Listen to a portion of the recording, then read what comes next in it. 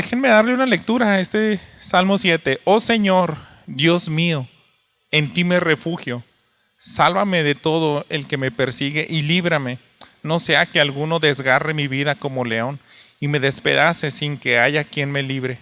Oh Señor, Dios mío, si yo he hecho esto, si hay en mis manos injusticia, si he pagado con el mal al que estaba en paz conmigo, o he despojado al que sin causa era mi adversario, que el enemigo me persiga y me alcance, que pisotee en tierra mi vida y eche en el polvo mi gloria.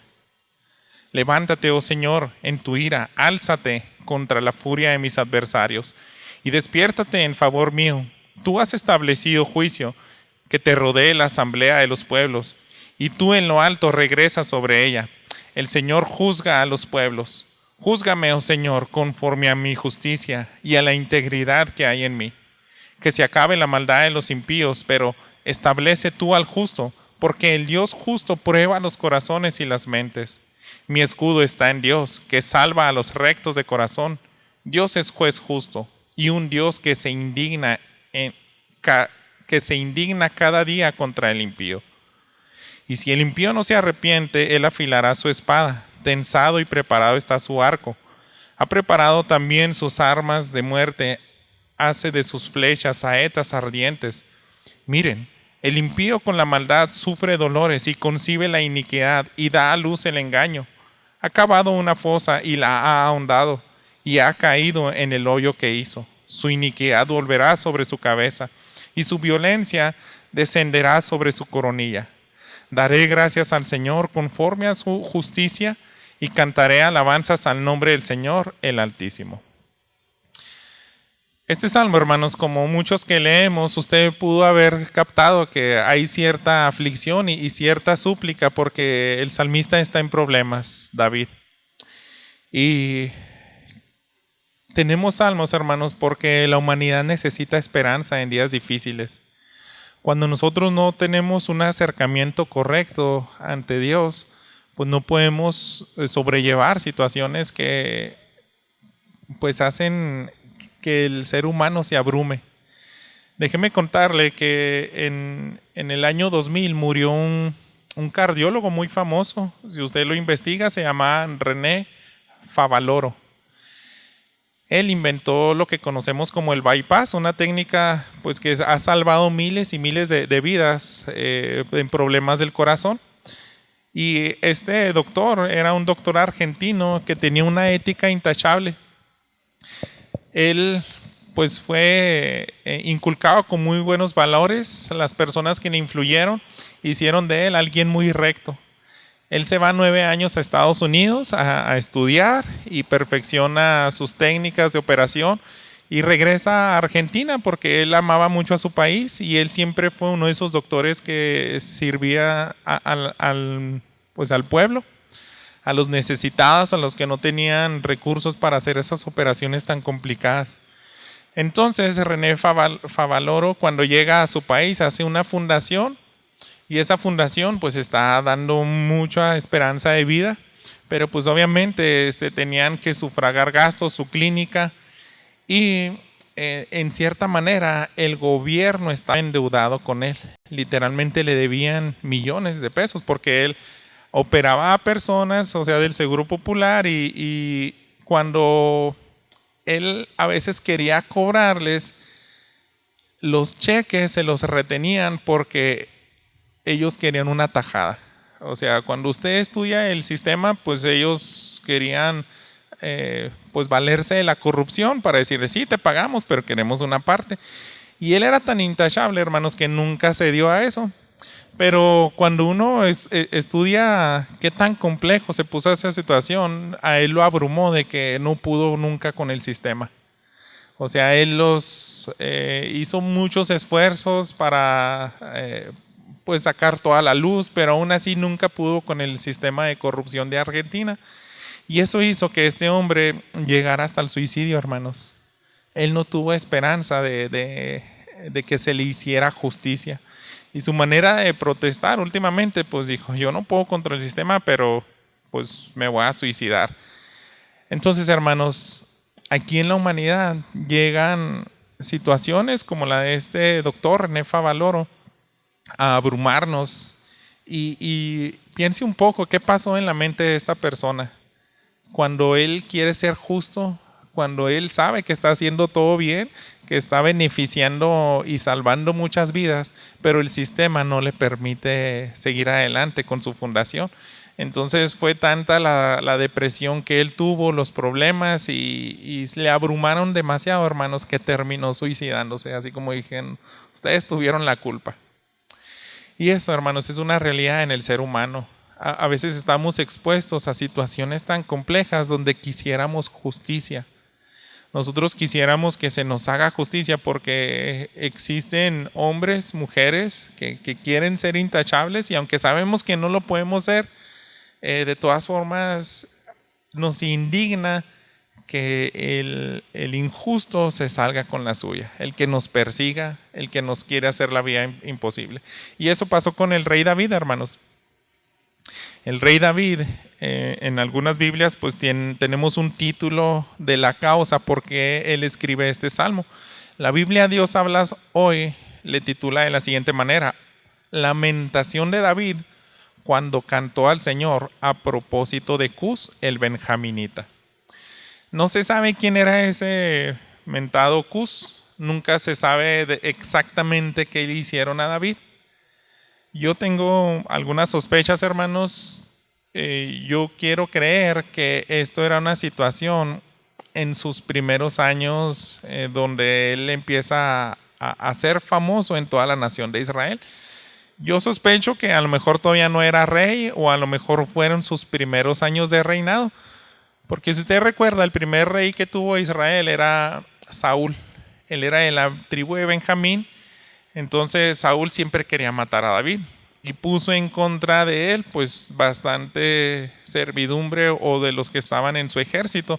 Yo sospecho que Cus era alguien, un militar que tenía a cargo otros soldados y le estaba haciendo la vida imposible a David.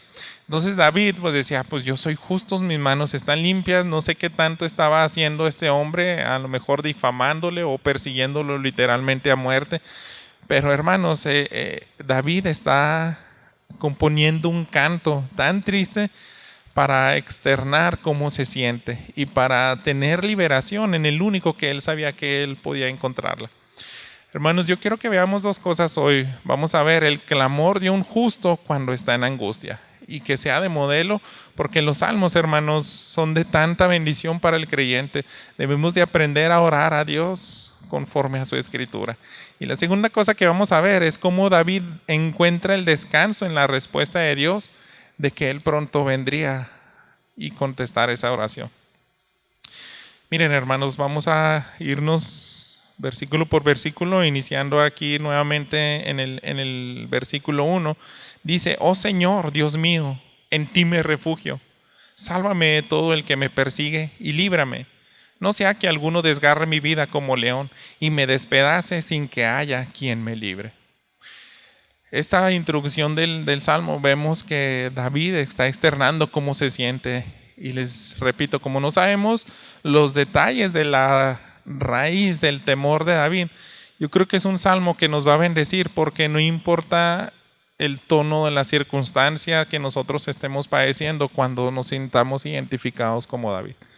No, yo creo que el Espíritu Santo en ocasiones no nos da tanto detalles en la descripción de los escritos, porque es para generalizar cuando usted y yo tengamos una aflicción.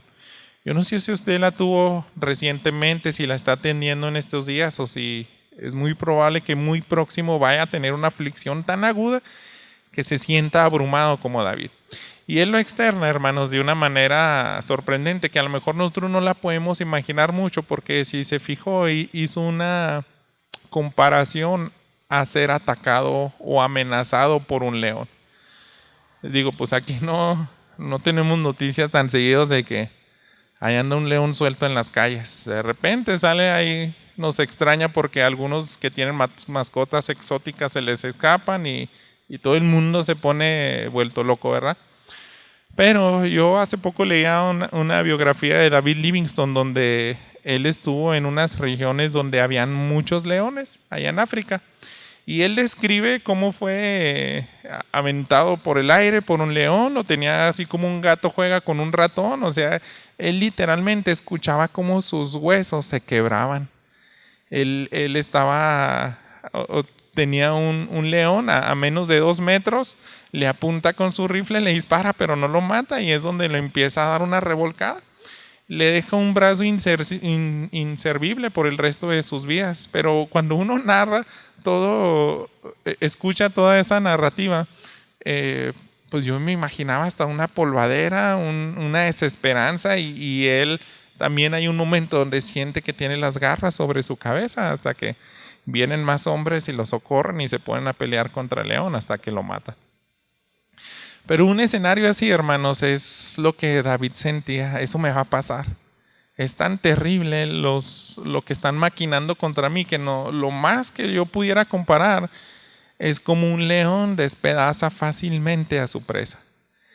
Y hermanos, este salmo está escrito y tenemos tanta bendición porque nosotros hay ocasiones donde nos vamos a sentir así. Si usted llega a tener un temor terrible, pues haga uso de este tipo de salmos. Él siente que va a ser despedazado violentamente. Si algún día usted también siente esa desesperanza, sea como David, porque él sabía a quién acudir. Él estaba completamente seguro donde estaba una salida. Y por eso dice, oh Señor Dios mío, en ti me refugio. No importa qué tan temible parezca la situación, hay un lugar donde yo me puedo ocultar de lo peor que me pueda ocurrir.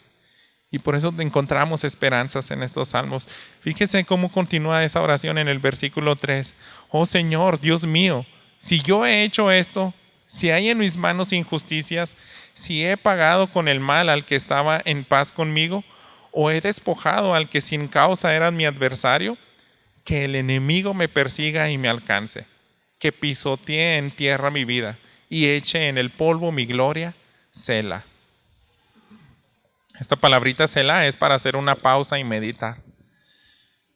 Y si usted se fija, esta oración inicia y no se va directamente pidiéndole a Dios que haga justicia. Él no está diciendo, mira,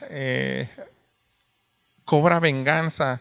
No está todavía exponiendo lo que él buscaría, ¿verdad? Liberación, que se le pague al injusto lo que se le merece, que se le declare al inocente. Él hace algo más importante antes de avanzar con su oración.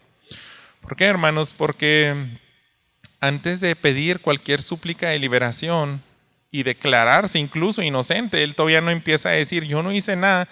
Pide a Dios, hermanos, que lo examine. Y David es muy sabio porque nosotros como humanos tenemos un corazón que puede ser engañoso.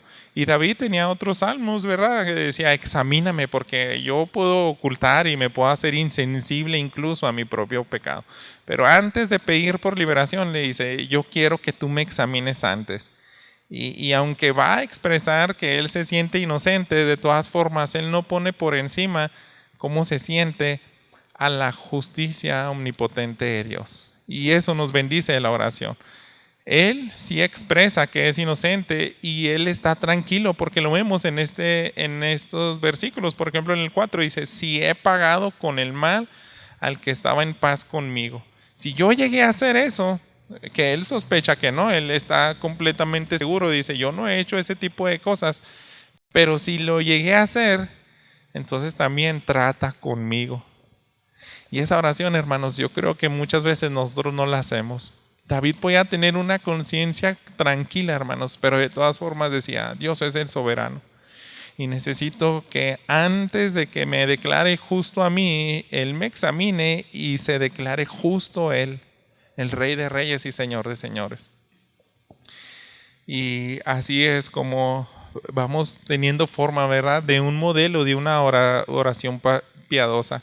Aunque tu conciencia pueda estar limpia en ocasiones, que yo espero, hermanos, que sea muy frecuente, y así debe ser en la vida de un creyente. Yo creo que usted ha sentido ese tipo de injusticias. Quiere ser un buen alumno, pero pues hay alguien que le está queriendo manchar esa reputación. Quiere ser un buen empleado, quiere ser un buen esposo, una buena esposa, un buen trabajador, un buen ciudadano, pero hay alguien que le está haciendo algo para pues manchar su reputación. Y el cristiano, hermanos, deberíamos de atravesar por muchas situaciones así. Que cada rato alguien nos esté difamando. ¿Por qué? Porque estamos en un sistema de un mundo caído y el mundo aborrece a todos los que son hijos de Dios.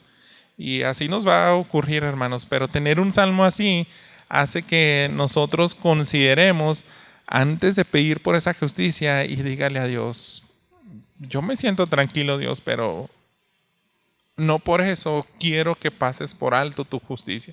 Si yo me estoy engañando, trata conmigo. Yo no puedo avanzar en mi oración para pedirle liberación y justicia de mis enemigos si antes yo no tengo y sigo conservando esa conciencia limpia. ¿Por qué, hermanos? Porque suponiendo que David sí tenga algo oculto, él está pidiendo esa justicia que se aplique a él mismo. Por ejemplo, en el versículo dice, en el 5, que el enemigo me persiga y me alcance, que pisotee en tierra mi gloria y eche en el polvo mi gloria.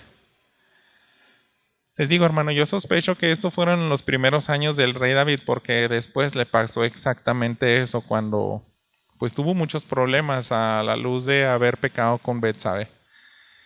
Y él fue perseguido a muerte. Él le pasó exactamente todo esto, hermanos. Fue pisoteada su gloria, se llegaron a sus concubinas, uno de sus hijos. Pero, hermanos, yo pues estoy casi completamente seguro de que no es la situación de David. Tenemos otros salmos que hablan acerca de eso, pero aquí es una situación específica donde David estaba completamente seguro de que él era inocente. Y aún siendo inocente, él decía, yo me atrevo a pedirte que se exalte tu justicia, Dios, si aún así yo me equivoqué. Si yo llegué a hacer algo terrible, pues de todas formas manifiesta a los demás que con tu justicia no se puede jugar. Nadie se puede saltar esa justicia. Tú das el pago a cada quien según lo que se merece. Dios es alguien que al mismo tiempo que ama, que manifiesta gracia y misericordia, también manifiesta justicia e ira. Y para David tenía un concepto muy correcto acerca de Dios.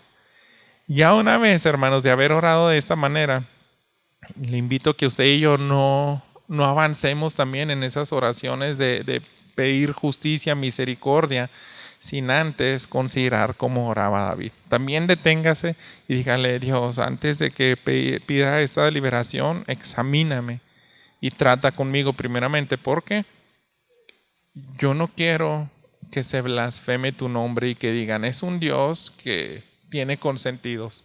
Nada más castiga a los impíos, pero a los que se dicen ser llamados sus hijos, con eso tiene un trato más tranquilo.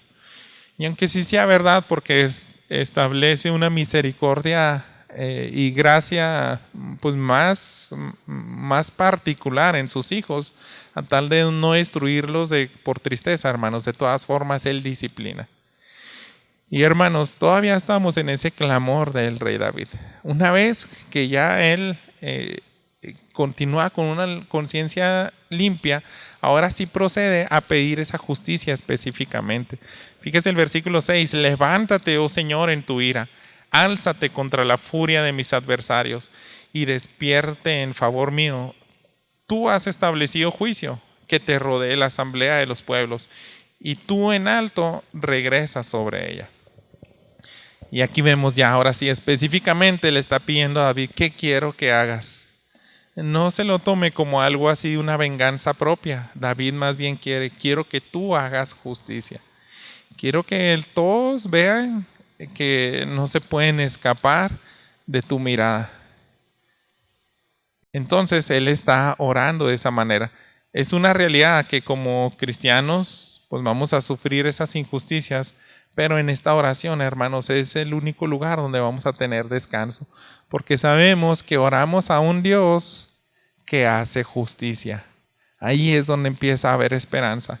La oración por justicia y venganza de Dios, hermanos, nunca debe ser para nosotros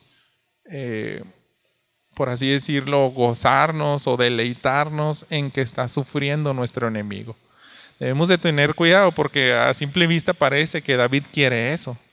Pero hermanos, él no era alguien, por así decirlo, sádico, que está diciendo derrama tu ira. Esos salmos imprecatorios, debemos de tener cuidado cómo los leemos. Miren, hay un versículo en Proverbios que nos puede ayudar bastante en lo siguiente, en entender equilibradamente cómo funciona esto de pedir por justicia. Tal vez usted lo recuerda, Proverbios 24, 17 y 18 dice lo siguiente: no te regocijes cuando caiga tu enemigo, y no se alegre tu corazón cuando tropiece, no sea que el Señor lo vea y le desagrade y aparte de él su ira. Se fija, la situación aquí es que Dios ya está tratando con un impío, y si tú empiezas a deleitarte y ya no tienes un temor por Dios, dice, eso le desagrada a Dios, porque la venganza solamente le pertenece a Él. Entonces, desde que tú pides que Él haga justicia, no es para un beneficio propio, sino es para que se exalte Dios y diga, el enemigo, el que no tiene temor de Dios y que cada rato anda haciendo la vida imposible a su prójimo, a su semejante, Él se las va a llevar con Dios. Y es válido, hermanos, por eso de alguna manera pedir y descansar, Dios, haz justicia y manifiesta tu ira, pero es para que se vindique tu nombre, para que nadie diga, no pasa nada, yo puedo estar persiguiendo a muerte a cristianos, puedo estar manchando la reputación de un estudiante, un trabajador, de un esposo, una esposa que vive con un inconverso, y no pasa nada. Pero usted tiene que también aprender que es válido clamar por esa justicia sin perder de vista que estamos clamando a un juez soberano, hermanos. Un juez que está por encima de todos. Y ahí radica la confianza de nosotros. Déjeme repetirle este versículo 7. Dice, que te rodee la asamblea de los pueblos y tú en lo alto regresas sobre ella. ¿Por qué? Porque Él está diciendo, muéstrales a todas las naciones, a todas las asambleas, a toda la agrupación de cualquier tipo de hombres, quién es el soberano, quién es el que verdaderamente hace justicia al justo. Entonces, David está consciente de ese atributo de Dios. Es soberano y es justo.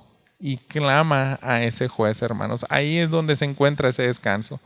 El versículo 8 y 9 sigue continuando con esa súplica de liberación. Dice, el Señor juzga a los pueblos. Júzgame, oh Señor, conforme a mi justicia y a la integridad que hay en mí.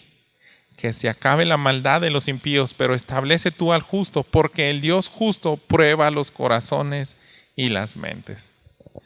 Yo creo, hermanos, que lo que le estaba pasando al rey David, Cus estaba influyendo a muchas personas como lo hacía Saúl. O sea, él logró que no solamente su ejército, también algunas otras personas de las tribus se pusieran en contra de David, le ayudaran a atraparlo.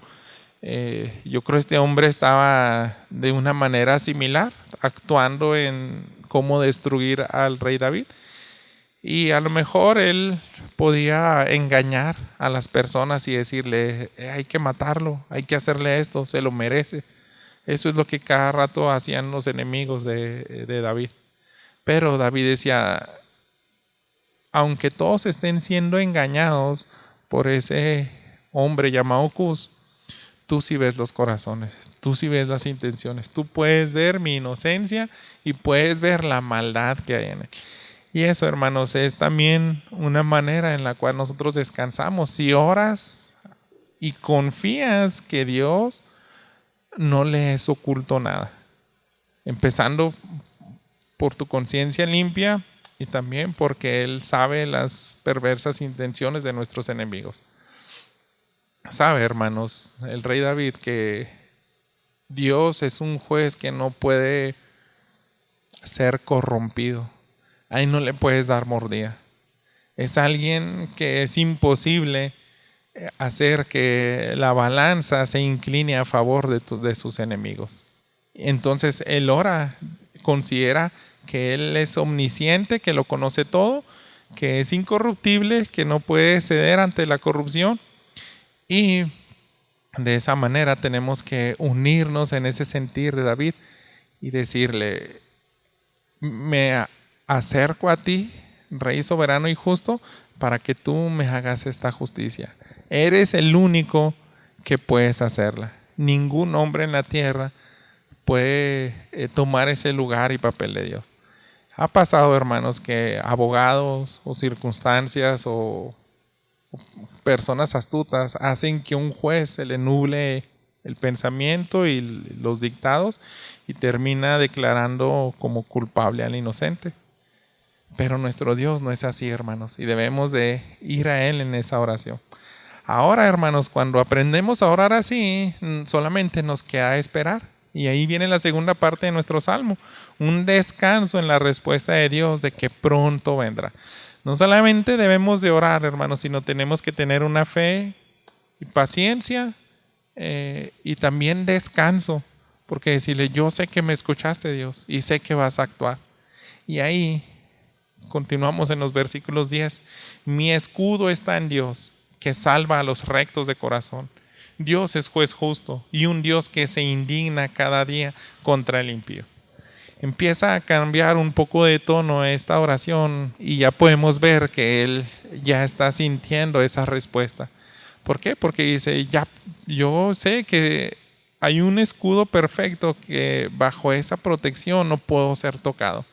Esto que todavía a lo mejor pareciera las amenazas vivas, como un león que está acechando para destruirme, pero yo sé que Dios me va a proteger. Porque ese escudo es impenetrable. Ese escudo nadie lo puede atravesar. Los peores planes del enemigo no pueden contra la protección de Dios. Y hermanos, aquí hay algo interesante que también me bendice bastante. En el versículo 11 dice: Dios es juez justo, un Dios que se indigna cada día contra el impío. David ya da por sentado, Dios se va a indignar con él, no sé cuándo, a lo mejor el siguiente mes, cuando me haga justicia. Ponga atención porque le está diciendo: cada día Dios ya se indigna contra mi enemigo. A lo mejor no está habiendo una liberación completa y va a durar ahí a lo mejor unas 2-3 semanas todavía en esa afrenta y aflicción y persecución. Pero ¿por qué David es capaz de orar y decir: no, mi Dios todos los días ya está tomando cartas sobre el asunto? Él se indigna con el injusto. Vaya al Salmo 73, unas hojas más adelante. Fíjese cómo lo expresa este salmista, Asaf, otro compositor de salmos, que él sentía lo mismo. A veces pareciera, hermanos, que Dios se tarda en hacer justicia. Oramos y ya quisiéramos como que instantáneamente me levanté y ya nomás que me lo tope a mediodía esa persona, quiero que Dios lo humille. Y a veces no actúa así Dios, hermanos, pero no significa que Él no ha respondido a la oración, sino que Él ya tomó cartas sobre el asunto, pero debemos de entender cómo lo hace. En este salmo de Asaf, él también estaba abrumado porque él quería ser un hombre justo y le afligía exactamente lo mismo que el rey David. ¿Por qué al injusto le va tan mal? Fíjese cómo inician estos 9 versículos. Ciertamente, Dios es bueno para con Israel, para con los puros de corazón. En cuanto a mí, mis pies estuvieron a punto de tropezar. Casi resbalaron mis pasos porque tuve envidia de los arrogantes. Al ver la prosperidad de los impíos, porque no hay dolores en su muerte, su cuerpo es robusto.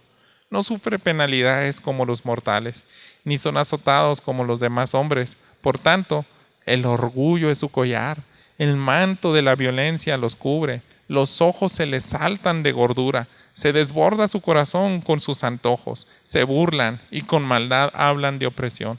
Hablan desde su encumbrada posición. Contra el cielo han puesto su boca y su lengua se pasea por la tierra. ¿Se fija cómo los describe Asaf? Hacen de las suyas sin que nadie tome carta sobre el asunto. Así nos podemos sentir a veces, hermanos. Pero cuando nosotros consideramos realmente quién es Dios, podemos decir como Asaf y como el rey David, no. Dios ya toma cartas sobre el asunto y cada día, cada segundo, Él los tiene en la mira. Fíjense en el versículo 17 de este mismo salmo. Hasta que entré en el santuario de Dios, entonces comprendí el fin de ellos. Ciertamente tú los pones en lugares resbaladizos, los arrojas a la destrucción. Como son destruidos en un momento, son totalmente consumidos por terrores repentinos. Yo no sé cuándo le va a llegar ese terror, pero así se describe, es repentino. Pareciera que se la están pasando bien y nadie los va a tocar, pero Dios ya tomó cartas sobre el asunto. Él está obrando, hermanos, y quiero que lo veamos como lo expresa el rey David, regresando al Salmo 7, pero los versículos 12 y 13. Si el impío no se arrepiente, él afilará su espada. Tensado y preparado está su arco. Ha preparado también sus armas de muerte. Hace de sus flechas saetas ardientes. Entonces, ¿qué está diciendo el rey David? Es que a veces pareciéramos que pensar que Dios no hace nada, pero dice, no, Él tensó su arco. Y yo estoy seguro, hermanos, que tensó el arco al máximo. Dios no lo tensa a medias. Cuando se enfurece con el impío, Él ya lo tiene a su límite. Solamente soltar el dedo y esas flechas de la ira de Dios lo van a atravesar. Pero Él ya está en la mira, hermanos, y Él no falla. No sé, algunos hemos visto películas de francotiradores y como nos ponen esa mira del cine donde simulan cómo ve el francotirador, o sea, una crucecita y está siguiendo al enemigo, a veces se le pierde, a veces se le atraviesa algo y ya no lo pudo, pues no sé, matar. Pero Dios no es así, hermanos. Cuando Él tensa su arco, nadie va a poder impedir que Él ejecute esa justicia. Y al tener su arco tenso y estirarlo, podemos ver que Él está indignado y dice todos los días hace eso. Lo tiene ahí. Al mismo tiempo su gracia y su misericordia está esperando a ver si se arrepiente. Pero en el momento donde se acabe esa gracia y esa misericordia, Él va a ejecutar su ira. Y David sabe que así es Dios. Dios no es pasivo. Él está indignado. Si no estuviera indignado, no estarías con esas ganas, con ese arco tensado, porque Él no se complace en la injusticia, hermanos, y menos cuando son ejecutadas con sus hijos que quieren honrarle, que quieren ser luz en medio de la oscuridad. Entonces, ya están en su mira, Él no falla. Su arco está tensado al máximo para que no haya un segundo tiro. No va a haber una segunda oportunidad para Él. Solamente con un solo tiro le basta a Dios para destruir a sus enemigos. Les quita el aliento, hermanos. Los lleva ante su presencia y los juzga y los condena por una eternidad si nunca confiaron en el único que podía perdonar sus pecados. Así que David está consciente de esta realidad, hermanos. Fíjese, eso ya trae descanso al creyente, al que se dirige a Dios, consciente de cómo es el carácter de Dios. Pero hay algo más que trae descanso. En el versículo 14 dice: miren, el impío con la maldad sufre dolores y concibe la iniquidad y da a luz el engaño. Ha cavado una fosa y la ha ahondado y ha caído en el hoyo que hizo. Su iniquidad volverá sobre su cabeza. Aquí hace la alusión o una figura como alguien que está de parto. Déjenme leerle en la Nueva Biblia, Nueva Versión Internacional. Dice: miren al preñado de maldad, concibió iniquidad y parirá mentira. Él hace esa figura para que pensemos cómo es un parto. Pues llega a gestarse vida, llega a gestarse algo que va a crecer y es imposible retenerlo según el actuar natural de una madre. Ese niño tiene que salir, no se puede detener, Usted no le puede decir a una mujer cuando ya está dilatando ya lo que es necesario, espérate un día más, ¿no? Y así es el impío. Dice, son preñados de iniquidad y eso es lo que va a salir. Es como si ellos aman la maldad, la están maquinando, la están planeando por muchos años y quieren poner trampas para que el enemigo caiga ahí. Pero en ese momento, en ese día, cuando ya va a ser imposible que sea contenida esa maldad y esos planes y se desborden, ellos son los que van a caer ahí. Tienden esas trampas, esos hoyos, pero eso volverá a su cabeza.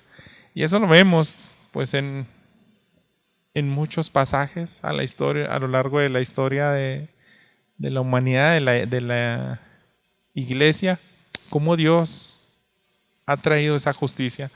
No sé, piense en el Antiguo Testamento, cuando estaba la reina Esther y querían este malvado matar, aniquilar a toda la raza de los judíos, pero Mardoqueo, pues, y la reina se ponen, ayunan y claman, y Dios es el que trae la liberación. Y esa horca que este hombre había hecho para ahorcar a Mardoqueo, dice, esa misma horca termina él ahí.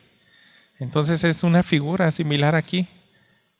Ese malvado puede caer ahí si no se arrepiente.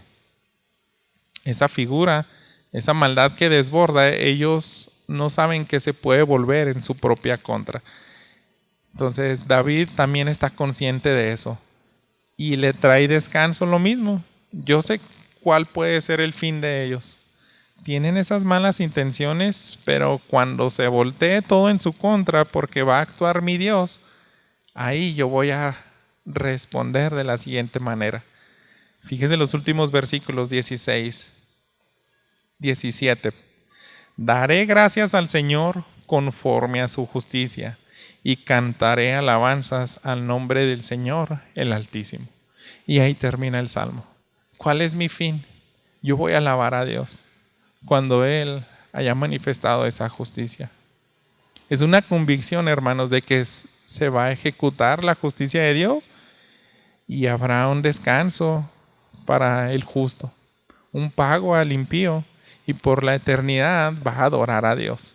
Yo creo que David no se refería simplemente a voy a ir al templo a cantar más salmos ahí con los demás israelitas. Y yo creo que David tenía alguna visión todavía más. O sea, mi Dios es justo, es el soberano, es eterno. Me voy a encontrar con Él y voy a celebrarlo por toda una eternidad. Y hermanos, quiero que vayamos a algunas aplicaciones porque hemos comprendido este salmo y es una invitación a de que tenemos 150 salmos. Yo me he propuesto a intentar predicarlo, si Dios me permitiera, ¿no?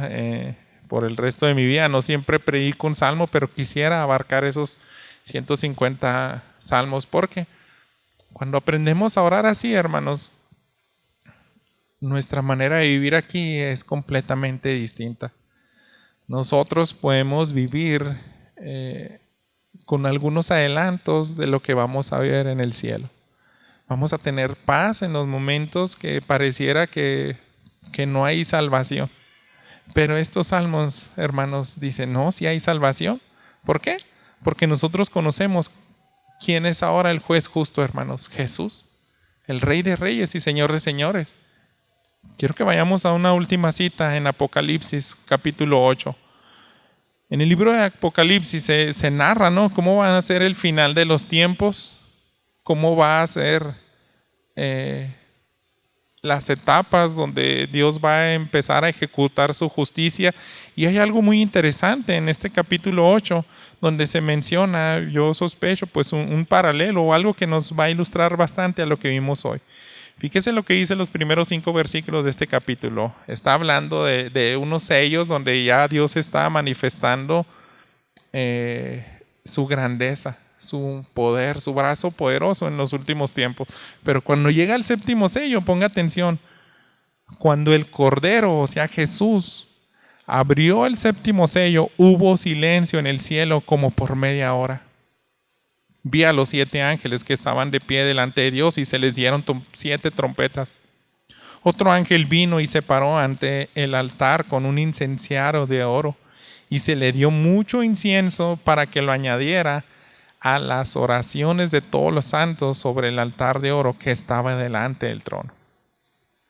Cada oración, hermanos, que usted eleve delante de Dios es una súplica. Ahí iba la oración de David. Ahí estaba. Ahí está su oración cuando ruegue y clame a Dios, hazme justicia.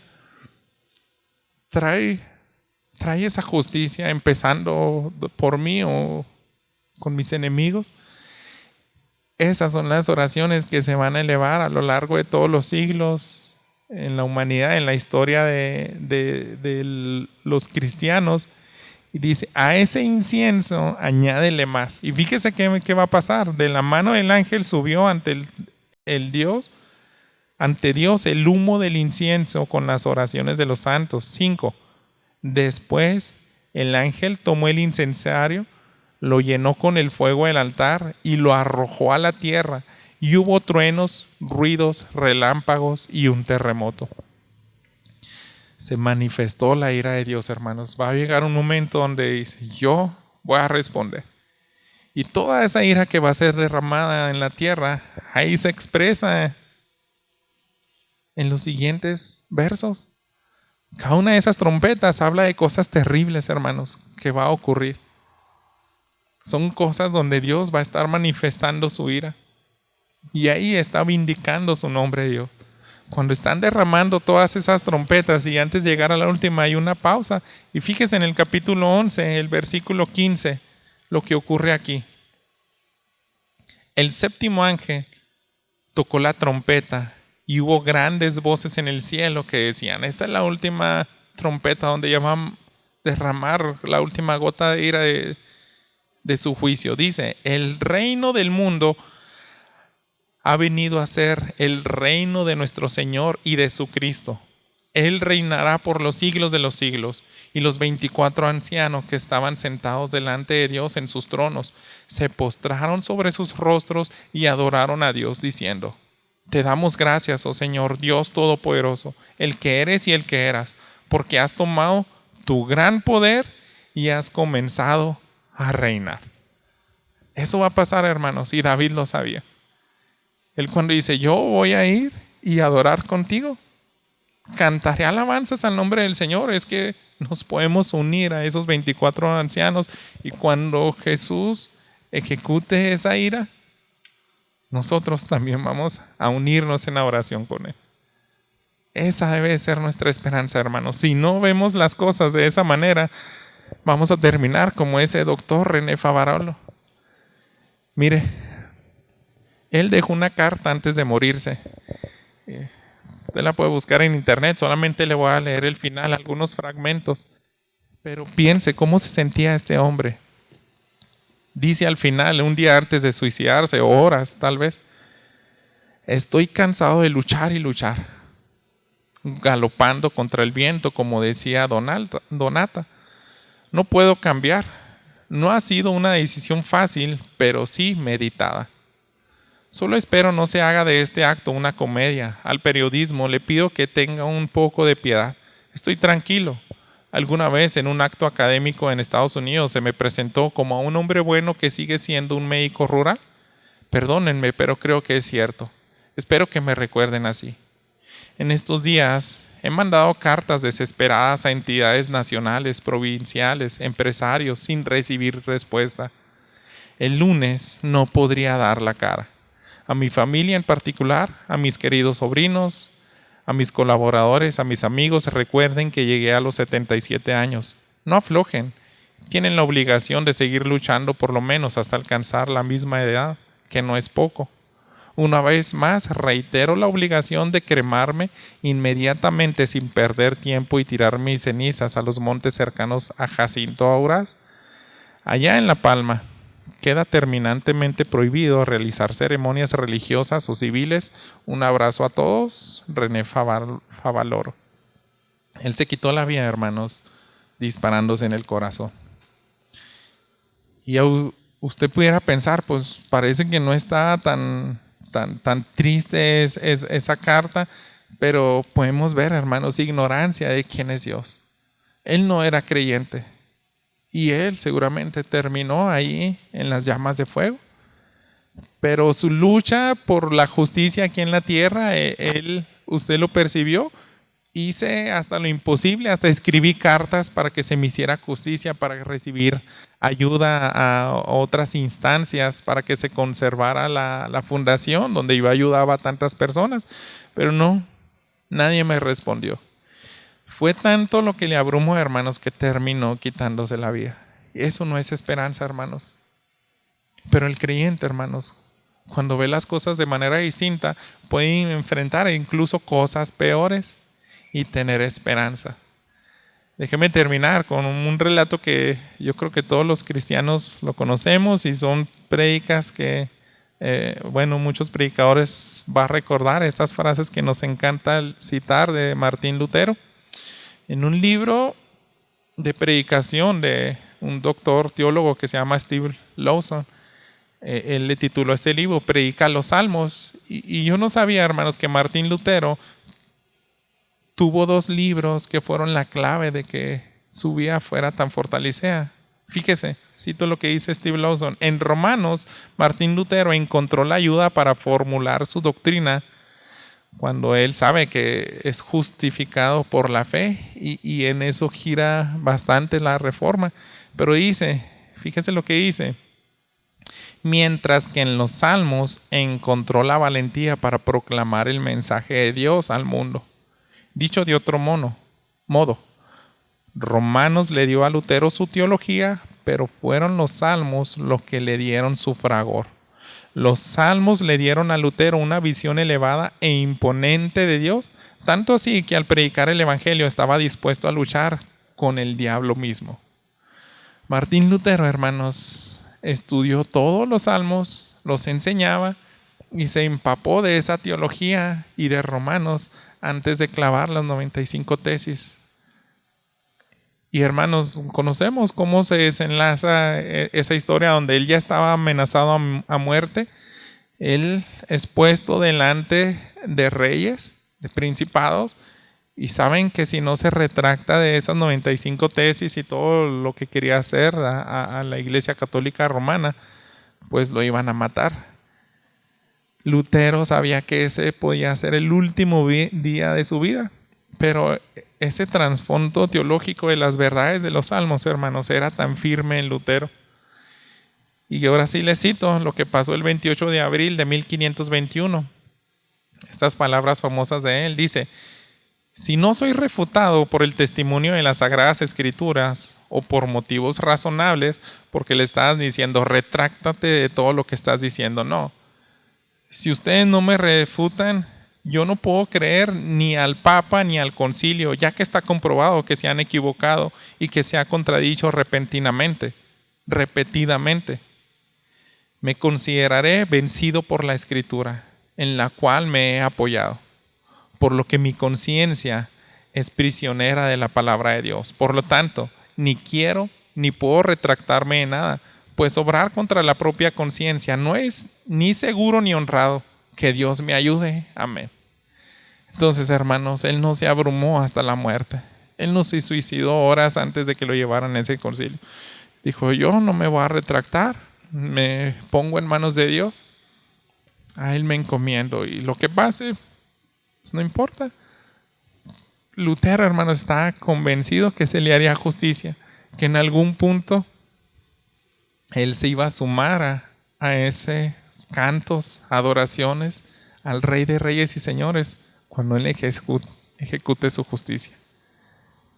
Vamos a orar, hermanos, y ahí en sus lugares piense, les repito, no sé si está pasando por días complicados, si va a pasar o si hay otra persona que lo ha dañado tanto. No importa de qué manera, en qué formas. Usted puede encontrar el descanso así en Dios, y es mi deseo y mi anhelo que aprendamos a orar así. Padre bendito, en tu palabra pues está un tesoro invaluable. Es más preciosa que el oro refinado, Señor, porque esta seguridad, esta tranquilidad, nada la puede comprar. Ninguna fortuna en esta tierra puede traer la seguridad que encontramos en ella. Y te pido, Señor, que cada uno de mis hermanos aquí presentes, pues, pueda hacer uso de esa palabra, de esas promesas y de esa convicción en los días más oscuros de su vida, donde ellos sientan que no hay salida. Ayúdalos, Padre, que este conocimiento sea tan vivo en ellos y puedan ir con esperanza a clamarte como ese Dios justo que nadie te puede sobornar. Ayúdalos a clamar por justicia de manera correcta y descansar en quién eres tú, Señor. Adoramos y bendecimos tu nombre porque tu Hijo Jesús venció y Él hará esa justicia, Señor. Pero también si hay alguien aquí que no está por completo seguro de que Él puede tener una conciencia tranquila, revélale, Padre, que Él también necesita arrepentimiento, necesita estar seguro o segura de que Él debe estar detrás de ese escudo protector de tu Hijo Jesucristo. Señor, sigue usando tu palabra en los próximos días, que su corazón se avive y que haga una búsqueda seria y sincera de ti, Señor. Te lo pido en nombre de Cristo Jesús. Amén.